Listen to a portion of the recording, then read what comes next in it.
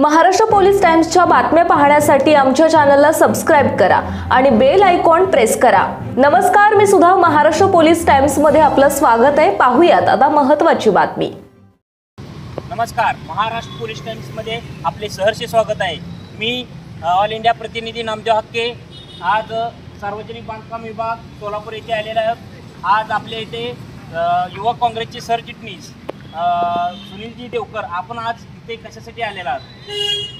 आज आम्ही या संदर्भात आलेलो आहोत की वाहतूक सेनेचे जिल्हाध्यक्ष उमेश भाऊ काळे यांच्यासोबत आम्ही बांधकाम विभागाला यासाठी आहोत की वरळेगाव वडजी सोलापूर आणि उळवाडीला हा मुख्य रस्ता जाणारा जो रस्ता आहे त्या रस्त्याचे नूतनीकरणाचे काम चालू आहे।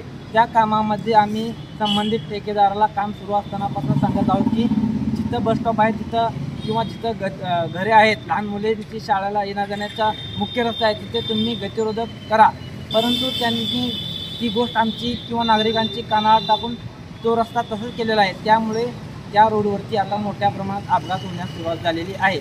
आता काल परवाचीच गोष्ट आहे की वरळेगावचा एक युवक बस स्टॉपवरती त्याचा अपघात झाला, तो आता सध्या सिव्हिल हॉस्पिटलमध्ये उपचार घेत आहे।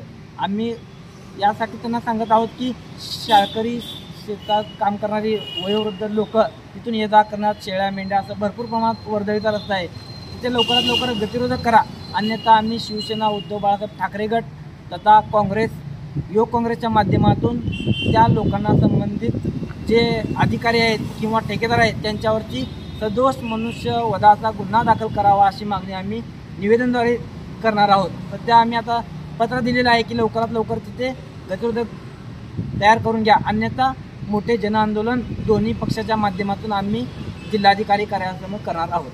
धन्यवाद। महाराष्ट्र पोलीस टाइम्स चॅनलला लाईक आणि सबस्क्राइब करा। धन्यवाद।